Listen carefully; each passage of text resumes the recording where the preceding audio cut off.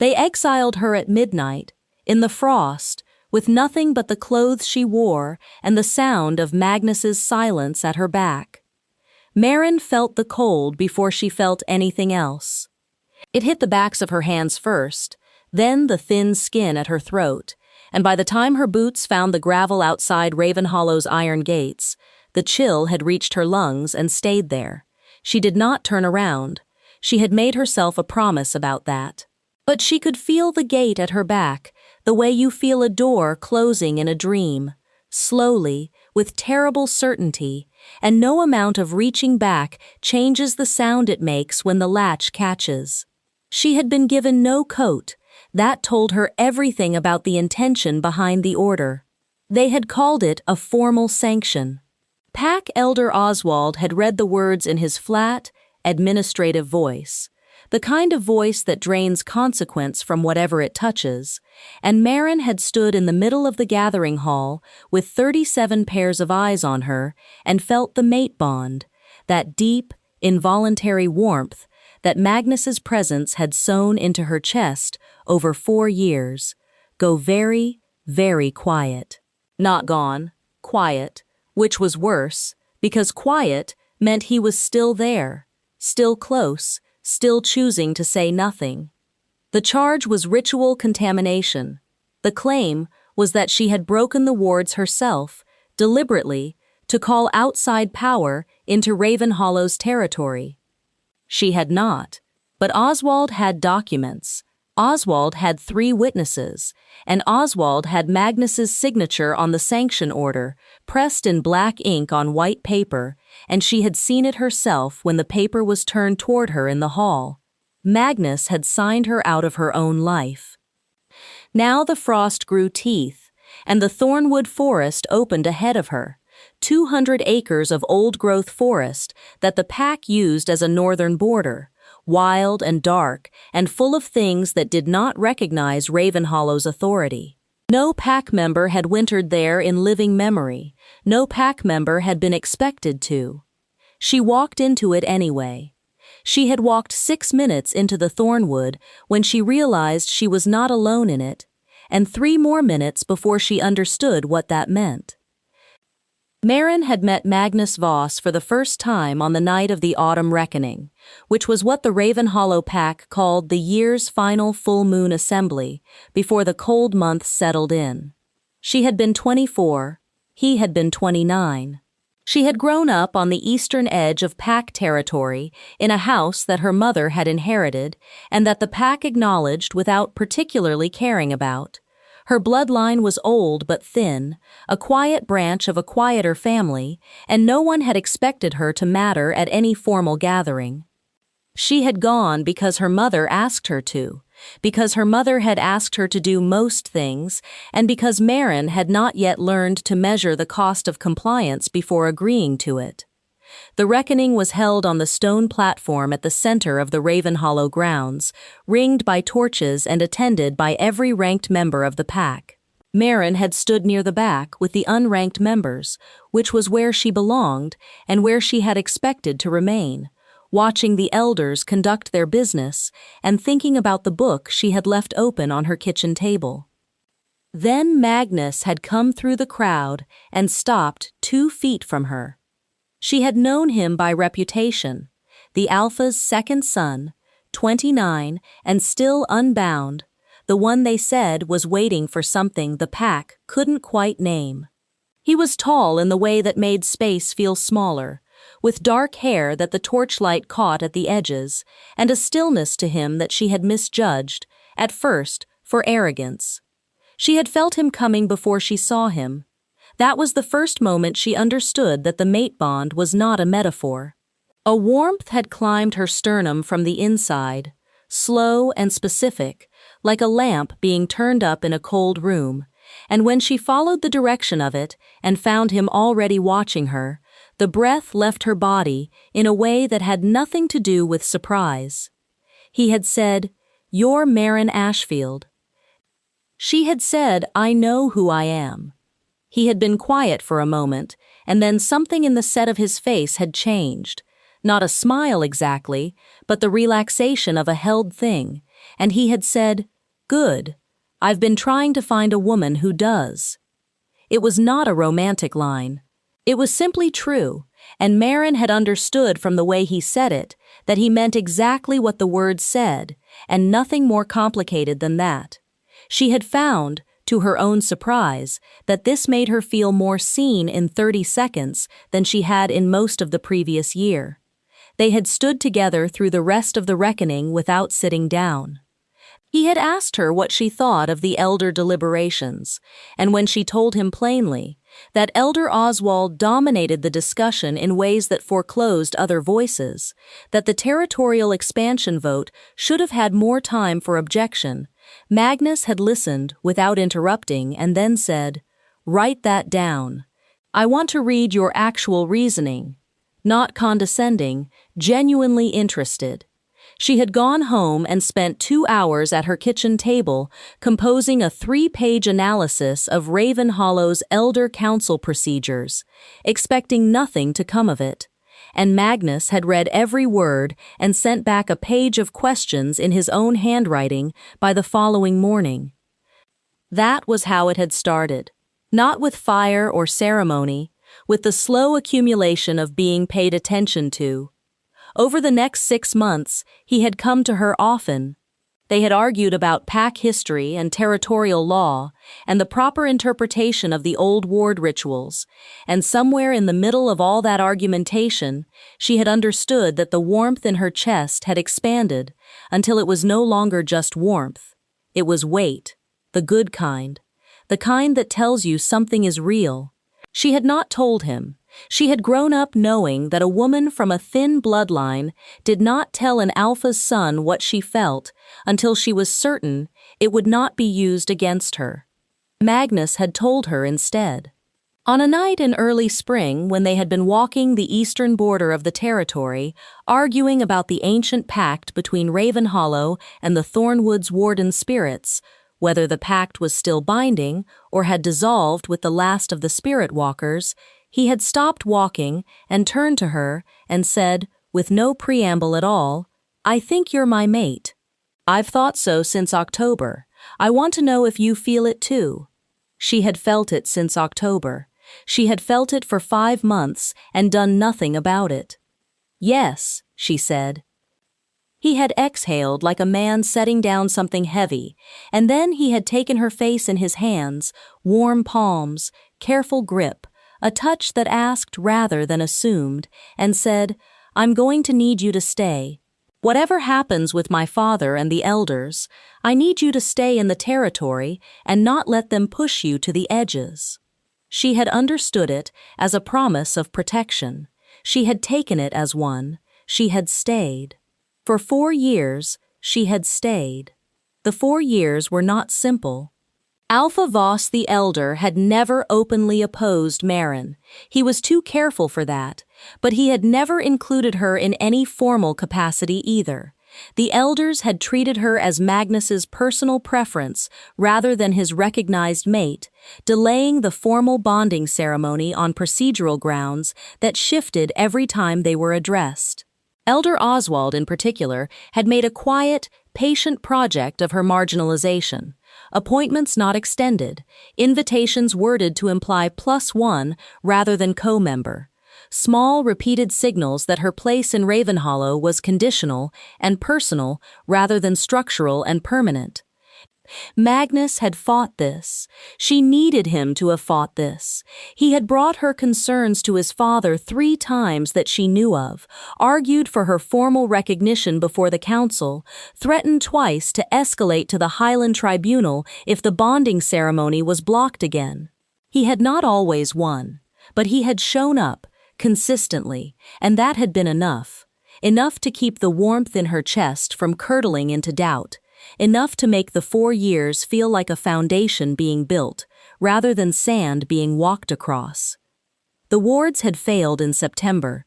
A section of the northern boundary, old stone markers set into the earth, layered with pack ritual from 3 generations back, had gone silent overnight. No incursion followed, no territory was violated, but the failure of a ward was a serious thing in Ravenhollow, a sign of either rot in the ritual fabric or an outside hand at the stones. The elders had convened an inquiry. Marin, who had spent 4 years studying the old pack texts and who knew the ward system better than anyone in the pack except possibly Magnus's mother, had been the one to discover the failure first. She had been walking the northern edge that morning, as she often did, and had felt the absence before she saw it, a gap in the resonance that ran through the boundary line like a pulled thread in cloth. She had reported it immediately. That had been her first mistake, though she had not known it yet. Oswald had taken 6 weeks with the inquiry. At the end of 6 weeks, he had produced 3 witnesses who claimed to have seen Marin at the ward stones at night, on dates she could not disprove because she had, in fact, walked those edges at night before, not to damage the wards, but because the old texts she studied were more legible to her in proximity to the markers, as if the knowledge in the stones and the knowledge in the books were different translations of the same language. The 3 witnesses were packmates she recognized, but did not know well, quiet people who would do what Oswald asked, because Oswald was the one who assigned pack roles, and Oswald held the sort of institutional power that did not need to announce itself. Magnus had been in the gathering hall the night Oswald read the sanction. Marin had looked for him the moment Oswald began, and had found him in the 2nd row, standing with the ranked members, and she had watched his face for the thing that she needed to see, the frown, the lean forward, the signal that he was about to speak. He had not spoken. Oswald had read the charge. Oswald had named the witnesses. Oswald had described the sanction. Exile into Thornwood territory, indefinite, pending tribunal review. And Magnus had stood in the 2nd row and kept his face in that careful neutral that she had sometimes admired and now recognized as something she had fundamentally misread. The paper had been turned toward her, his signature in the center of it, black on white, undeniable. The bond had gone quiet. Marin had not screamed.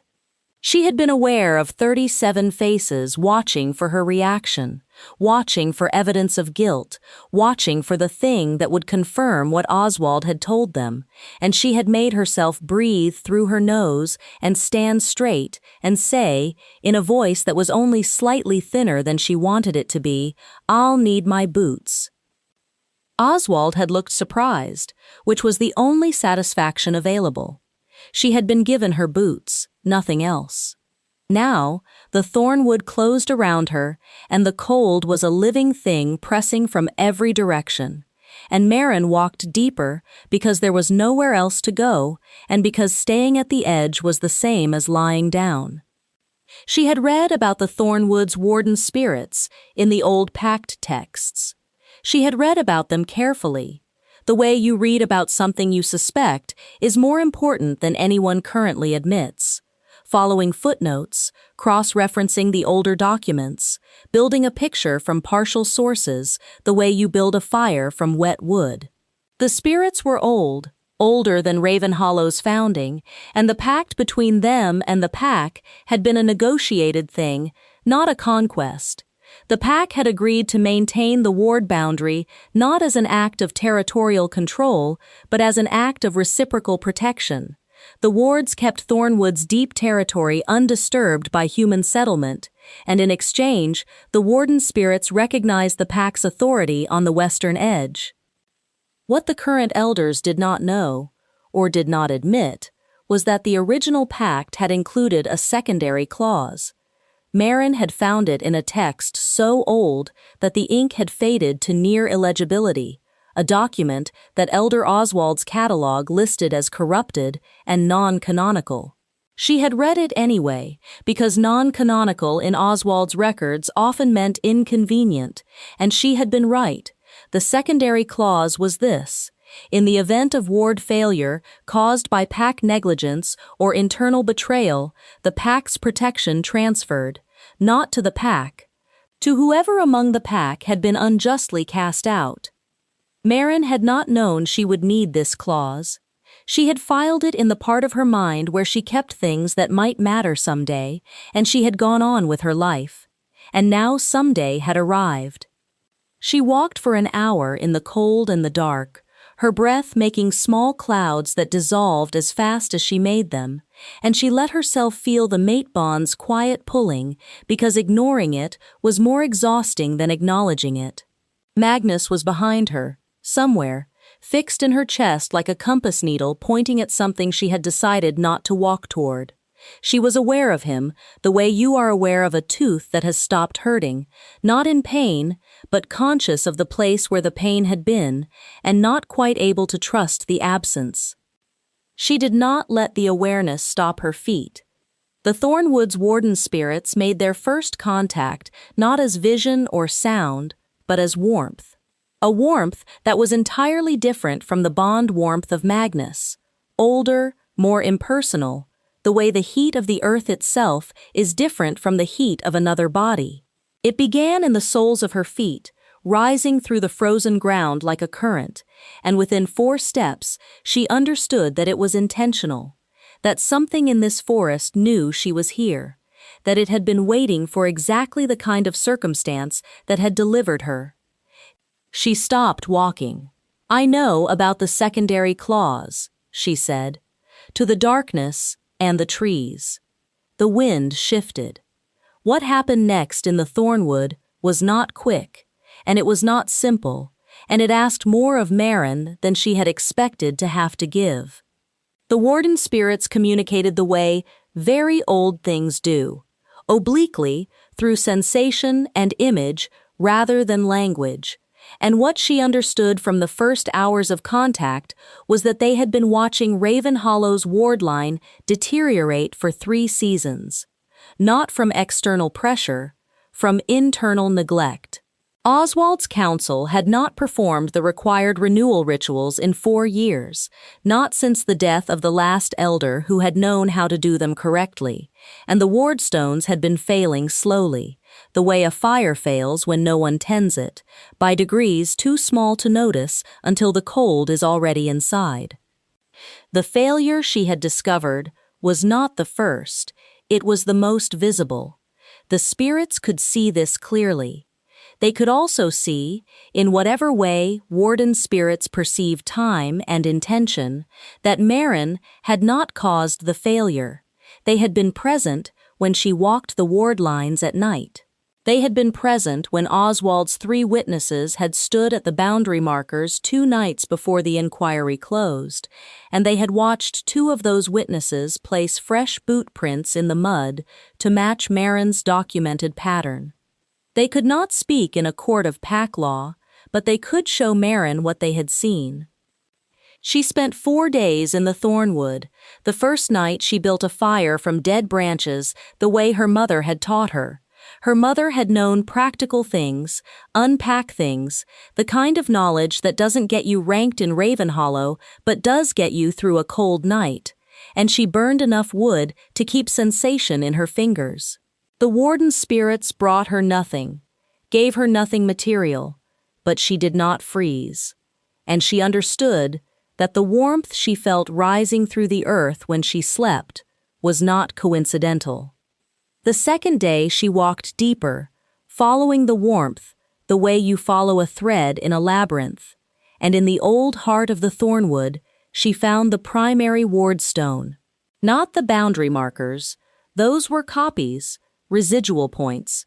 This was the original, half the height of a standing person, set so deep in the earth that only the top 2 feet were visible, and it was carved with the same symbols she had spent 4 years studying in books. Standing before it, she understood the secondary clause not as a legal technicality, but as a living mechanism. The pact had always been designed to transfer. The founders of Ravenhollow had built in a corrective, perhaps because they knew that institutions rot, and that rot most often lands first on the people with the least structural protection. She pressed her palms to the stone. What moved through her was not pain and not pleasure, but something adjacent to both. A recognition, the sensation of being correctly perceived, the way a key feels when it enters the right lock. The stone had been waiting for someone who had read the old text, someone who had been cast out unjustly, someone who carried the bond of a Ravenhollow mate without having been formally received. All three conditions were specific. All three conditions were her. The transferred protection felt, in her body, like a second warmth layering over the first. Not replacing the bond warmth, not displacing it, but settling around it, like a coat over bare skin. She was not transformed. She did not shift, did not gain power in any dramatic sense. What she gained was something more precise: authority. The Thornwood's warden spirits recognized her.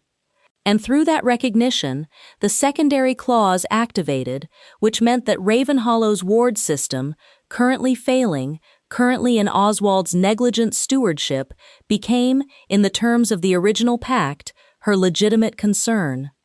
She could restore the wards, only she could, now. Not because she was the only person who knew how. Magnus knew enough, and the elders had the old texts if they chose to use them, but because the pact's transfer clause meant that any renewal she performed would hold in a way that Oswald's council could not replicate, not without her. She had not planned this, but she recognized it for what it was. She spent 2 more days working. The spirits showed her the full extent of the ward deterioration. 7 breach points across the northern and eastern lines, 3 of which had progressed far enough that they would fail completely before winter's end. She did not have ritual tools. She had her hands and her knowledge of the old texts, and the primary stone's warmth moving through her as she walked each breach point and pressed her palms to the dead markers and said the words she had memorized because she had not expected to need them, and therefore had learned them the way you learn things. You cannot explain your reason for knowing. She repaired 3 breach points, solid, sealed, stable. She stopped there, because she had thought about it carefully on the second night, while the fire burned low, and she understood that arriving back at Ravenhollow, with the wards fully repaired, gave her nothing. The pack would accept the repair, thank the spirits, or credit some other cause, and Oswald would have no reason to address his 3 witnesses or his fabricated inquiry. 3 repaired breaches was a demonstration. 4 remaining unrepaired breaches was a negotiating position. She was done being cast in margins and called grateful for the accommodation. On the morning of the 5th day, Marin walked out of the Thornwood. The frost had set hard overnight. The gravel outside Ravenhollow's iron gates was white with it, and her boots crunched with each step, and the sound felt deliberate. She had left in silence, and she was returning with noise, and she thought there was something right about that. The gate was shut. There were 2 pack members standing watch, whom she did not know well. Young men in their 20s, who had not been in the gathering hall on the night of the sanction, and when they saw her coming across the frozen ground, both of them went very still in the way that Ravenhollow's younger members went still when they did not know what their seniors expected of them. "Get Elder Oswald," she said, when she was close enough that she didn't have to raise her voice. "And Magnus Voss. Tell them Marin Ashfield is at the gate with information about the ward failure." One of them went. One stayed, which she appreciated as a small practical courtesy. She waited in the cold, without the cold touching her, the way it had on the night she left. Magnus arrived before Oswald. She had expected this. Oswald was a man who arranged his entrances, and Magnus was a man who simply moved. And when she saw him coming across the courtyard, through the iron bars of the gate, she felt the bond warmth shift. Not a flood, a specific, involuntary rise, the way a body responds to warmth after cold, not asking permission, just responding. She observed it and did not act on it. Magnus stopped on the other side of the gate.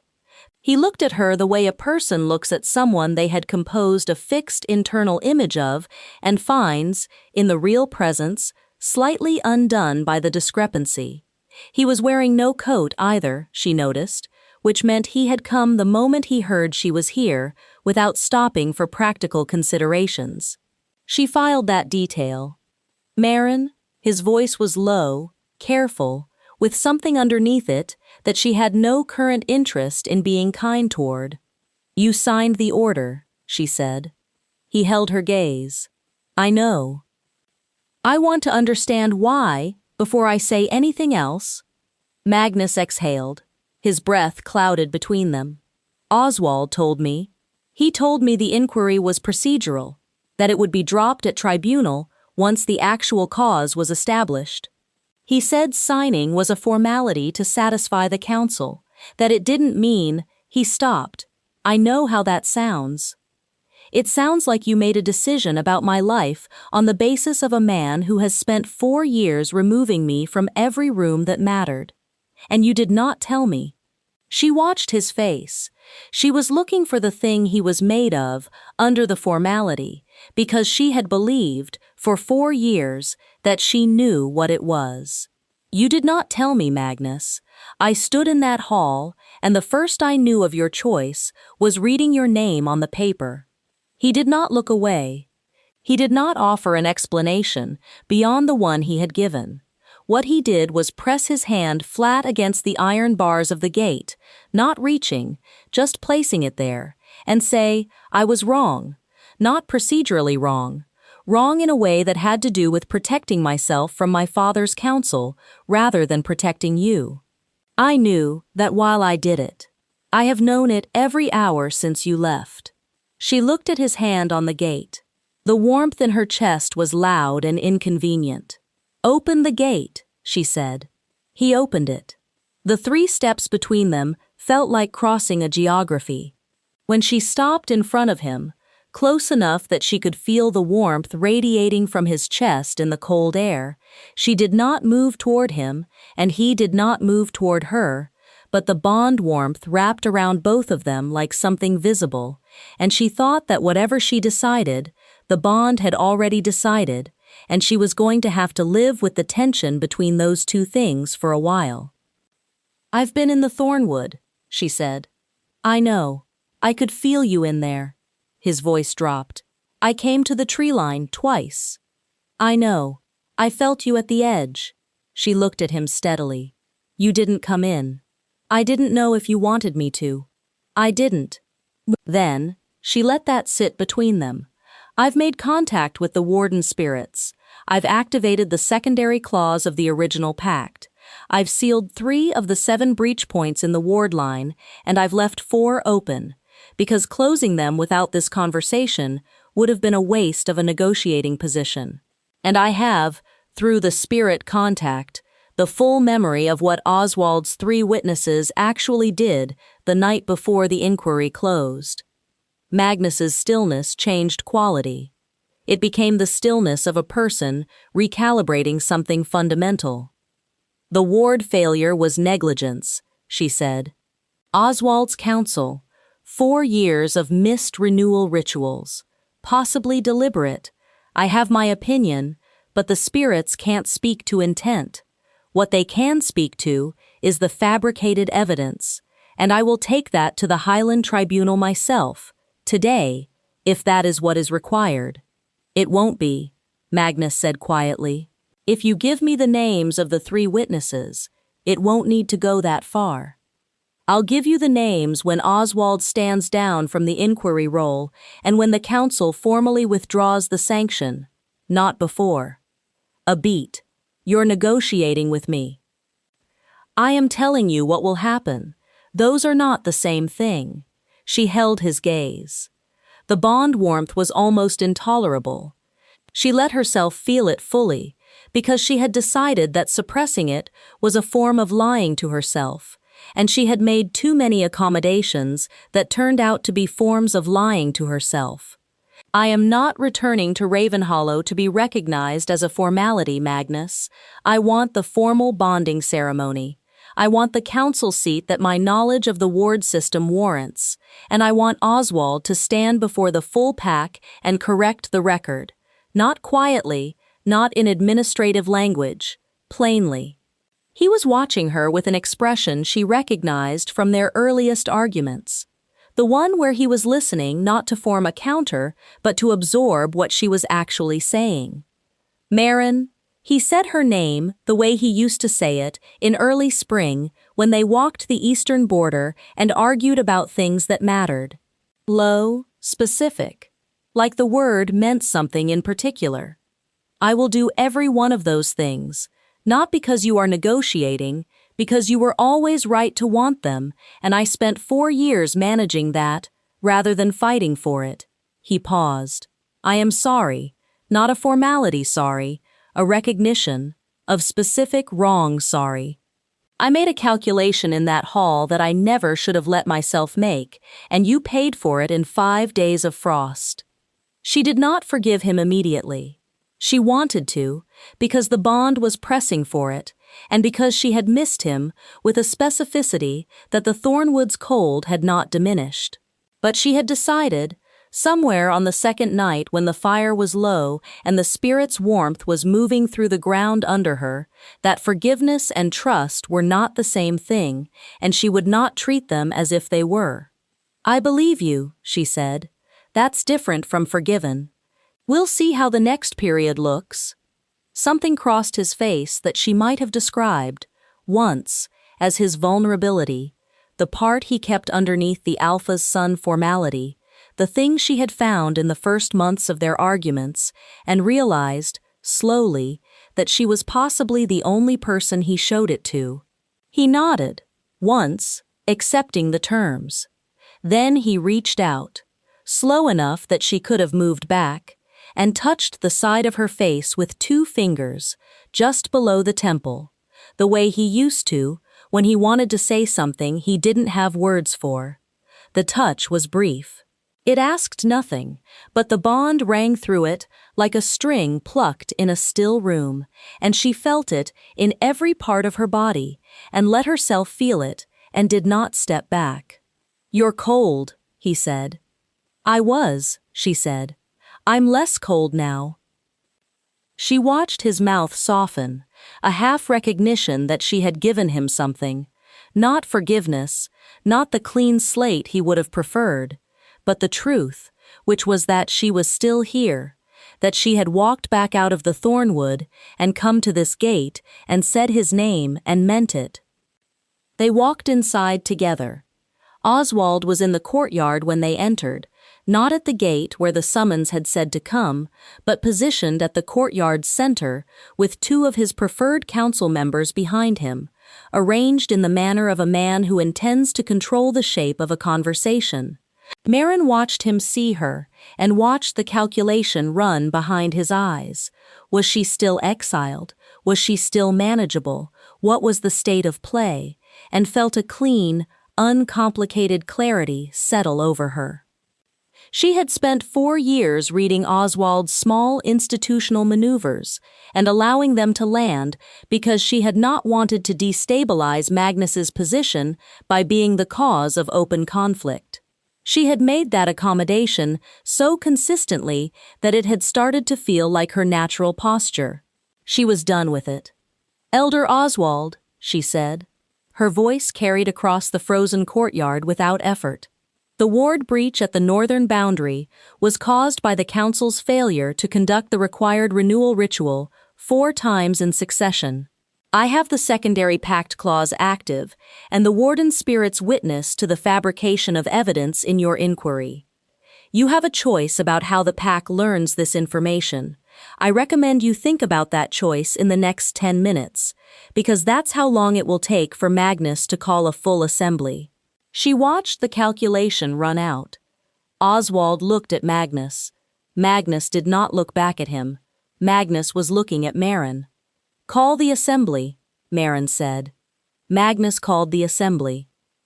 What followed took the rest of the morning and into the afternoon. The full pack assembled in the gathering hall, the same hall where 37 people had watched Marin stand straight while Oswald read her sanction, and this time she stood at the front.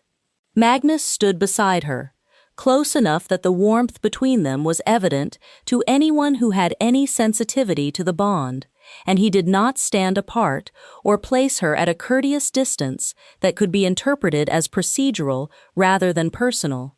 He stood where he had always stood when they walked the eastern border together, close and deliberate, a hand's width away, his shoulder aligned with hers. Oswald withdrew the inquiry. He did not do it with grace or full clarity, but Magnus had made the terms plain, and Oswald was a practical man when the alternative was Highland Tribunal. 2 of the 3 false witnesses came forward with corrections to their testimony before they were asked. The 3rd was less voluntary, but the outcome was the same. The sanction was formally withdrawn. Marin gave the names of the remaining 4 ward breach points and the renewal protocol that the council would need to follow. She gave it in front of the full pack, not to Magnus privately, because the information needed to be collective. Raven Hollow's ward system was a pack concern, and it would be maintained as one, or it would fail again, and the next failure might not be a slow deterioration, but a sudden opening. She sealed the remaining 4 breach points herself. That afternoon, the pack's elder council present and watching each sealing so they could learn the proper form. Oswald stood to one side and said nothing, which was the version of his participation she had negotiated for. It was not dramatic. It was a woman pressing her palms to old stones in the cold afternoon light, while a pack relearned something it had let itself forget. And it was, she thought, the most important thing she had done in 4 years. Magnus walked with her to the last breach point. Just the 2 of them, and the frost-white ground, and the old ward markers set in the earth. The late afternoon light was low and gold, the kind of light that makes everything it touches look more permanent than it is. And when she had finished the last sealing, and straightened up and turned around, he was right there, close, his breath a small cloud in the cold. "I need to ask you something," he said. She waited. The bonding ceremony. The council seat.